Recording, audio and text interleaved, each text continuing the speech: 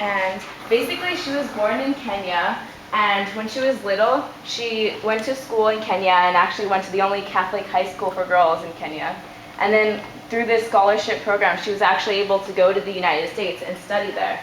So she ended up getting her degrees from Kansas. It's the Mount St. Scholastical College in Kansas, and she also got a master's in science from the University of Pittsburgh. So she has a degree in biological sciences.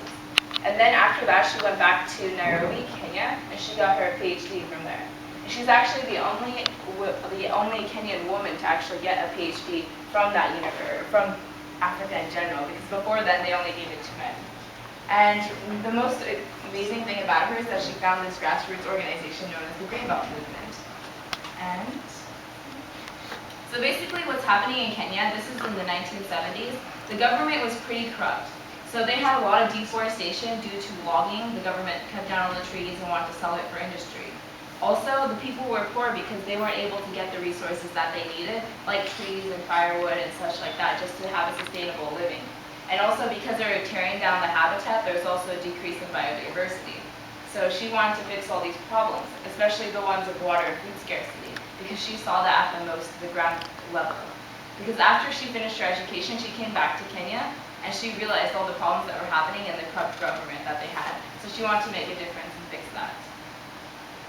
So what she did, she started the grassroots movement, and basically what this organization did is helped organize women on the grassroots level to plant trees. And there was a little economic incentive for them so that they were able to have some sort of livelihood for planting these trees. And it also taught them about nutrition and the value of the trees and keeping your land the way you want to be preserved for the future.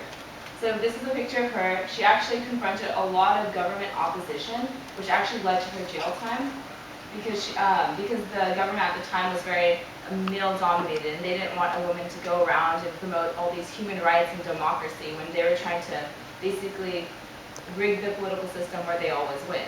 So she actually helped in the overthrowing of the government there. His name was Moi, President Moi.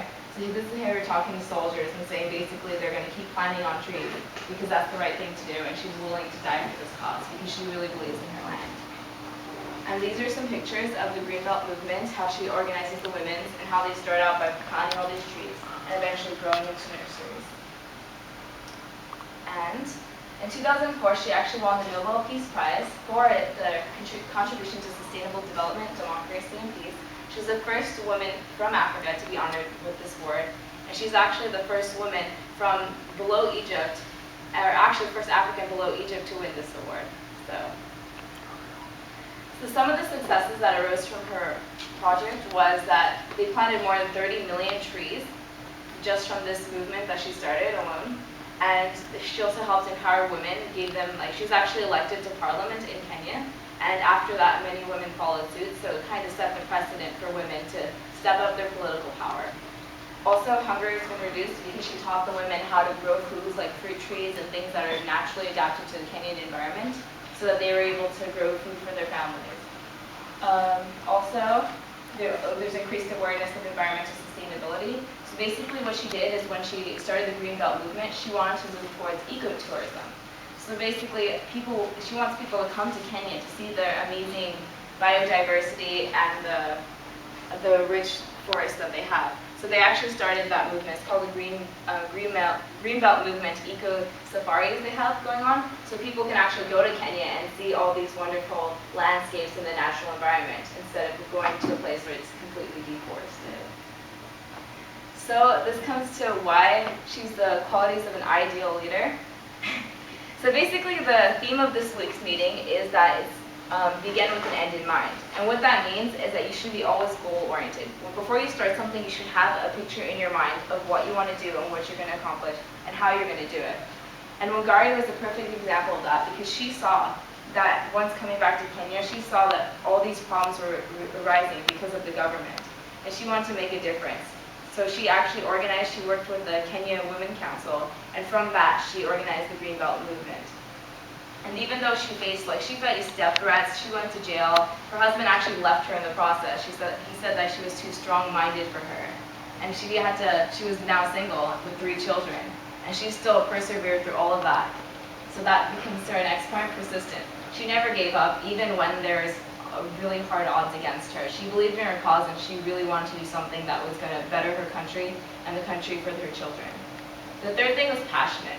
The thing I have to give her credit for is that even though she went to the United States for her education, she still came back to Kenya.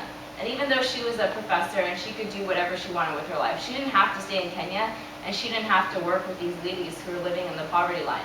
But she came back and she wanted to make a difference in their life because she was once in their position.